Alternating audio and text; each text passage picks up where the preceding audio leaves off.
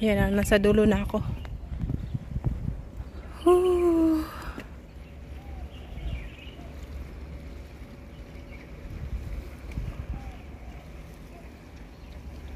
Walang putol-putol to na vlog ah.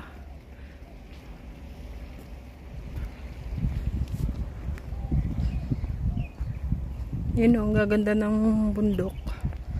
Wavy wavy. Oh.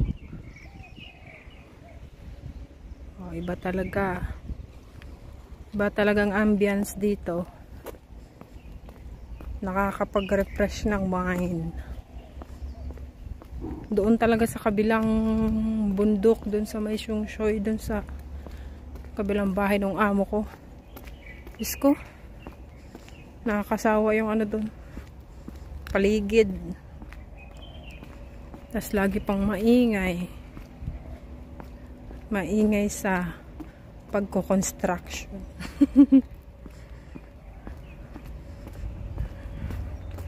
Ayan, diba refreshing.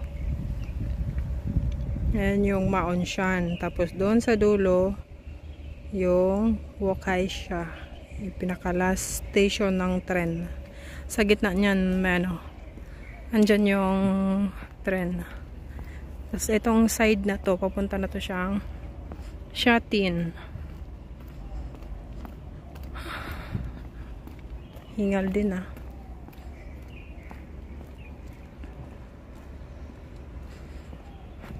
Kaya maganda rin dito kasi ano, para na din akong nagagala.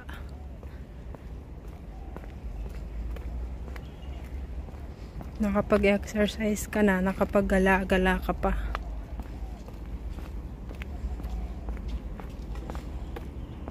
Dito yung papuntang ano. Okay. Ito saan? Ikot tayo dito.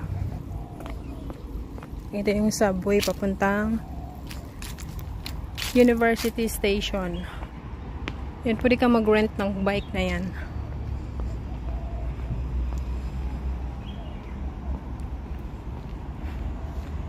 At ito naman yung University School, College of University.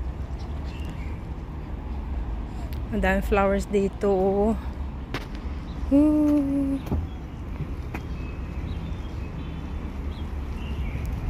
Nandyan yung highway sa may dulo. Diba? Ang convenient lang niya sa highway. Convenient siya sa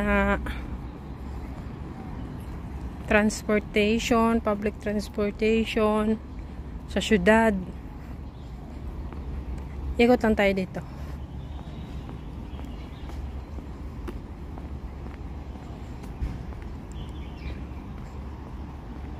Doon sa kabilang bahay ng amo ko, kailangan mo pa magantay ng bus ng 20 minutes. Travel 20 minutes bago ka makarating doon sa train station. So kung gagala ka, fresh kang bumaba, dugyot ka nang makarating sa ano. Dugyot ka nang makarating doon sa gagalaan mo. Ayan. O, diba? Highway na agad. O, dito ako sa may park.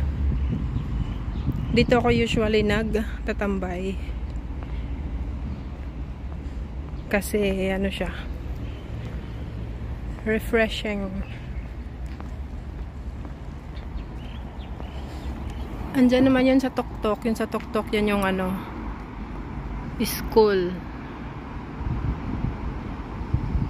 Hong Kong University. Diyan.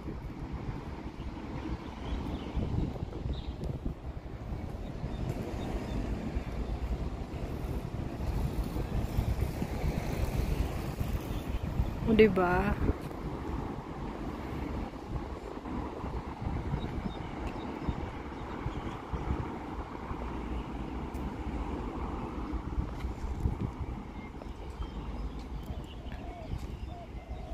Walang putol-putol to, dire-diretso na tong video na to.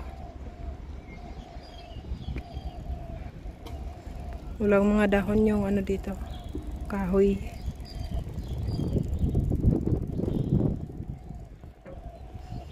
Yan. Diyan ako umuupo usually. Pag ano, muni-muni.